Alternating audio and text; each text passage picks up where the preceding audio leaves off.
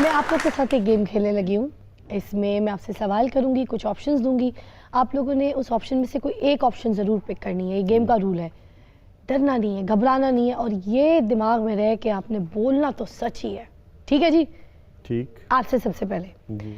पहला सवाल है आपसे कि इनमें से किस वज़ीर की वजारत आपको दे दी जाए तो आप उनसे बेहतर परफॉर्म कर सकते हैं। ऑप्शंस में है फवाद चौधरी साहब, फिरदौस आशिक अवान बाजी, या फिर शेख रशीद। शेख रशीद साहब जो हैं वो उनकी अपनी जमात है, उनकी अपनी पार्टी है, तो वो अपनी पार्टी के हवाले से अपनी आज़ादाना राय का इस्तेमाल करते हैं, जो बात जहाँ पे उनको अच्छी लगे वो कह देते हैं। मतलब शेख रशीद साहब के बारे में आप ये कह रहे हैं कि उनकी एक अपनी राय होती है, अपनी सोच होती है, अपनी पार्टी को लेके चल रहे हैं और आज़ाद जो है ख्याल के मालिक है वो, इसलिए अगर उनकी वजारत मुझे मिले तो मैं शायद उनसे बहुत बेहतर काम करके दिखा सकता हूँ और ये पूरी दुनिया देखेगी। ये हमें फैज साहब ने कहा है। शेख रशीद साहब आपसे रूबा जी आपसे सवाल करी थी जी जी, किस मेज़बान को होस्टिंग छोड़कर मैरिज ब्यूरो खोल लेना चाहिए? ऑप्शंस में है नादिया खान, निदा यासिर, या फिर Fiza Ali. Maybe Nida Yasir, kind of Nida Yasir. Okay ji, हमारे पास डॉक्टर अरूबा निदा यासिर आपके लिए कह रही है कि आपको ये मॉर्निंग शो होस्ट नहीं करना चाहिए, क्योंकि आप जब सुबह सुबह टीवी हम खोलते हैं, आप सामने आती हैं तो ऐसा लगता है आप रिश्ते करवा रही हैं। आप हमारे घर में हमारे बच्चे पूछ रही हैं कितने बेटियां कितनी हैं, क्या करती हैं, कितनी तालीम हो गई, आप हमसे इस तरह की बातें करी। तो अगर आप घर बैठ के भी मैरिज ब्यूरो खोल लेंगी तो बहुत चलेगा। आपको टीवी में आने के लिए इतना मेकअप करके तैयार होकर सुबह सुबह बोलने की कोई जरूरत नहीं है। आप घर बैठ के अपना बिजनेस चमका सकती हैं, और आपकी जगह बल्कि मैं अच्छा मॉर्निंग शो कर सकती हूँ होस्ट। बल्कि इन्होंने कहा है आप इनसे पूछिएगा कि आप करना चाहती हैं तो आप अपनी जगह इनको दे दीजिए। तौबा फिजा, मैंने ऐसा काम किया। चलो क्या ही दिया तो क्या हो गया। अच्छा जी, गोशी साहब आपसे सवाल है, आपके ख्याल में किन कॉमेडियंस को मजीद मेहनत करने की जरूरत है अभी? सलीम अलबेला, सखावत नाज, या फिर हनी अलबेला? हनी अलबेला।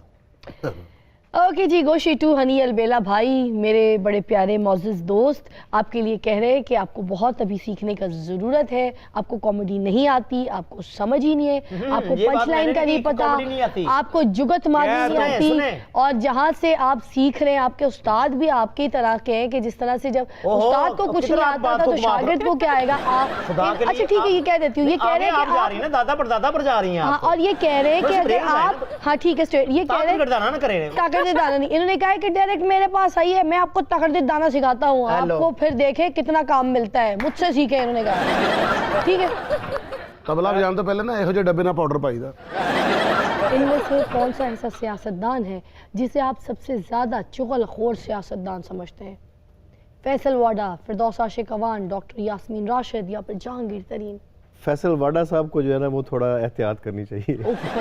देखो फैसल वाडा साहब हमारे वाकई वजीर हैं, आप आपके लिए यहाँ पर फैज साहब बात लगा रहे हैं हमारे शो पे बैठ के कि चुगलखोरी अगर छोड़ दें तो शायद ये अच्छे सियासतदान बन सकते हैं। इनका बस ये काम ही लोगों को बहुत खटकता है, और बाकी फिर इनकी सियासत जो है वो चल जाएगी अगर ये चुगलखोरी छोड़ दें। बस दिस इज़ नॉट बेरेबल, इन्होंने कहा है। आप अपने अल्फाज जो हैं वो बिल्कुल जो आप समझती हैं वो कह सकती हैं।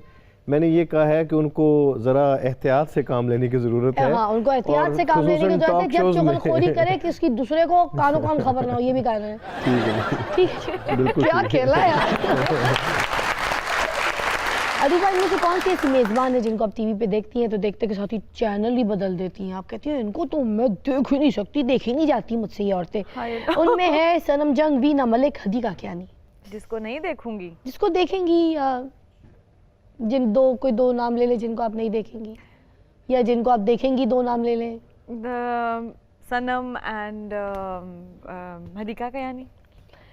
इन्होंने कहा है सनम जंग बहुत सोफिस्टिकेटेड है, उसके शोज़ आते हैं तो मैं बहुत देखती हूँ, उसका स्टाइल मुझे अच्छा लगता है। हदीका कियानी जो है वो गाती बहुत अच्छी, उनकी लाइमलाइट बहुत है, तो वो कुछ बोल रही होती है तो सुरीला लगता है, इसलिए उनका शो देखूंगी। रही बात वीना मलिक की, वीना मलिक का शो ना देखने वाला होता है ना सुनने वाला होता है, तो मैं तो सीधा सीधा अपना चैनल बंद करना तो दूर की बात है, कोई ईंट उठा कर टीवी की स्क्रीन पे मार देती हूँ ताकि वो टीवी ना कभी चले, ना मैं कभी वीना मलिक का शक्ल देखूँ, ना मुझे कानों को कभी उनकी आवाज़ सुनाई दे। ये मैंने कहा।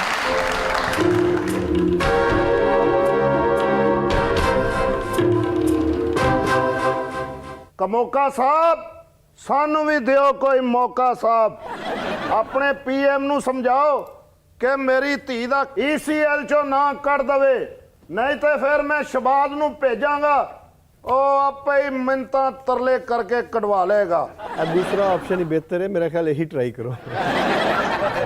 ਸ਼ਬਾਜ਼ ਸ਼ਰੀਫ ਨੂੰ ਮੈਂ ਪਾਕਿਸਤਾਨ ਭੇਜ ਤੇ ਦਵਾਂ, ਲੇਕਿਨ ਮੈਨੂੰ ਇੱਕ ਡਰ ਏ ਕਿ ਹੁਣ ਤੇ ਮੈਂ ਆਪਣੀ ਧੀ ਦਾ ਨਾਂ ਕਢਵਾ ਰਿਹਾ, ਫਿਰ ਮੈਂ ਆਪਣੇ ਭਰਾ ਦਾ ਨਾਮ ਵੀ ਕਢਵਾਉਂਦਾ ਫਿਰਾਂਗਾ।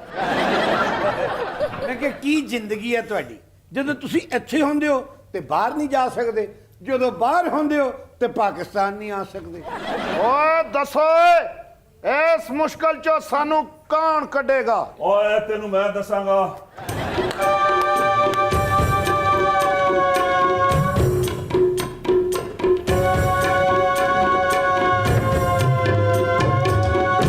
खेल खेल सर्कस का खेल शुरू हो गया, आटा लेके आओ और मुफ्त तमाशा देखो। ਕਮੋਕਾ ਸਾਹਿਬ ਮੇਰੀ ਬੇਟੀ ਦਾ ਨਾਂ ECL ਚੋਂ ਕਦੋਂ ਕਢਵਾ ਰਹੇ ਹੋ? ਜਮੇਲ ਦੇਣ ਓਏ ਹੁਣ ਤੇ ਅਸੀਂ ਕਾਫ ਲੀਗ ਨੂੰ ਮਨਾ ਲਿਆ, ਉਹਨਾਂ ਦੇ ਮੁਤਾਲਬਾਤ ਵੀ ਮੰਨ ਲਏ ਨੇ। ਕਾਫ ਲੀਗ ਨੂੰ ਮਨਾ ਲਿਆ? ਹਾਂ ਕਿਹਦੇ ਕੋ ਉਸ ਤਰ੍ਹਾਂ ਲਿਆ ਸੀ?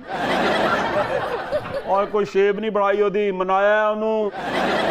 ਓਏ ਮੈਂ ਹੁਣ ਆਵਾਮ ਨੂੰ ਵੀ ਮਨਾ ਲਾਂਗਾ। ਉਹ ਕਿਸ ਤਰ੍ਹਾਂ? ਮੈਂ 14 ਅਰਬ ਦਾ ਪੈਕੇਜ ਲਿਆ ਰਿਹਾ ਇਸ ਗਰੀਬ ਕੌਮ ਵਾਸਤੇ। ਇਹ ਸਾਨੂੰ ਯਕੀਨ ਹੈ ਲਾਡਲਾ ਖਾਨ ਸਾਹਿਬ, ਹਾਂਜੀ ਜਿਸ ਤਰ੍ਹਾਂ ਤੁਸੀਂ 1 ਕਰੋੜ ਨੌਕਰੀਆਂ ਦਿੱਤੀਆਂ, 50 ਲੱਖ ਘਰ ਬਣਾਏ, 1 ਬਿਲੀਅਨ ਦਰਖਤ ਲਾਏ, ਇਸ ਤਰ੍ਹਾਂ ਇਹ ਵੀ ਪੂਰਾ ਕਰ ਦਿਓ। ਕਮੋਕਾ ਸਾਹਿਬ ਅਗਰ ਸਾਡੇ ਤੋਂ ਤੁਹਾਡਾ ਦਿਲ ਭਰ ਗਿਆ ਹੈ, ਇਹ ਚੀਨੀ ਮਾਫੀਆ ਤੇ ਆਟਾ ਮਾਫੀਆ ਦਾ ਕੀ ਕਰਨਾ ਜੇ? ਓਏ ਉਹਨਾਂ ਕੋਲੋਂ ਕਿਉਂ ਪੁੱਛ ਰਿਹਾ, ਮੇਰੇ ਕੋਲੋਂ ਪੁੱਛ, ਮੈਂ ਕਰਨਾ। ਕਿਉਂ ਸੁੱਤੇ ਨੇ? ਆ ਨਾ ਉਹਨਾਂ ਨੂੰ ਜਵਾਬ ਆਉਂਦਾ ਨਾ ਇਹਨੇ ਦੇਣਾ। ਦੇ ਫਿਰ ਜਵਾਬ ਕੀ ਹੈ? ਉਹ ਜਾ ਜਵਾਬ ਹੀ, और जो ऑपोजिशन जावांगा उदों जवाब देंगा, हले तो मेरी हुकूमत दे दिन ने। इधर आओ जरा एक मिनट, चलो ओपोजिशन च आ गए, हुण दसो की कहना जी। आ चलो तू इधर आ जा। आ गया है की सी? मैं ऑपोजिशन च नहीं आया, मैं यू टर्न लिया। लाडला जी हाँ जी, मैं सुनिया तुसी करप्ट माफिया के खिलाफ बड़ा बड़ा एक्शन लैन लगे हो। मैं बिल्कुल एक्शन लूंगा, इसलिए कि मैं आवाम का दुख नहीं देख सकता। ओ बाबा हाँ ये भला एक्शन क्यों नहीं ले रहा? क्यों? क्योंकि करप्शन दे विच इहदे भी छोटे छोटे लाडले हैगे ने, इसलिए नहीं ले रहे एक्शन। और लाडला लाडला होता है, वो छोटा और बड़ा क्या हुआ भाई? ओए कोई छोटे निके निके जट भी गए ने, वो भी कट के लिया। ओए असी तो तेरे को अक के ते मुल्क चों बाहर चले गए हैं। तू ओए जरदारी दे पुत्र दा की करेगा जिन्हें वड्डा ऐलान किया है कि असी एहतजाज करना है? जिहो जिहा एहतजाज उन्हें करना, मैं रोक लांगा उन्होंने। किस तरह? ओए मैनू पता मैं किस तरह रोकना है, पहले उन्होंने कहा नैब नूं ते मुतमिन करे। मौलाना फिर मार्च च धरने का प्लान कर रहे नहीं? करी जान, पहले मार्च की कर लिया सी उन्होंने। ओ बिल्कुल ठीक कहा इसने। और मैं भी हलवे दियां देगां दा आर्डर दे दिता। मैं कहा हलवे दियां देगां खोल दो, बिरयानी दियां देगां खोल दो, आपे खा खू के मदोश होके डिग पैणगे। चिट्टा झूठ जे वेख लो। ओ क्यों? तुसी ते आप प्लास्टिक दे बिस्कुट खांदे हो। ओए तानू पता है? ओ की बाबा? मैनू की पता है? ओ बाबा गल कर चपला ना मार। बाहर बड़ी ठंड पै रही है, ते ओए फिर पता है। जाओ जाके गर्म अंडे बेचो। गरम आंडे, गरम आंडे। सुनते हैं कुछ मुनफरिद सी खबरें हमारे शो पे होती हैं हमेशा की तरह, कुछ अजीब और गरीब खबरें। आज कौन कौन सी खबरें सुन लेते हैं। पहली खबर सुनाइएगा निर्मल। बॉलीवुड अदाकारा दिशा पटानी का कहना है कि उनके वालिद पुलिस में थे, जिसके बाइस उन्हें किसी भी लड़के ने प्रपोज नहीं किया, जिस वजह से वो आज भी सिंगल हैं। मुड़ के प्यो दी सोटी ने तफ्तीश कर रही होंदी है, किथे सी अज? सारी जड़ी किथे कड्डी है? इत्थे जरा आ जा, हर वेले बंदा रिमांड सेल च प्यार होवे। ये बाबरे के साथ भी ऐसा हुआ, एक लड़की से प्यार करता था, उसे फूल देने के लिए गया, उनके घर की बेल दी, उसका बाप बाहर आया, पुलिस की वर्दी पहनी हुई थी, बाप को देख के कहता है चाचा जी मुबारक होए, पीटीआई जीत गई है।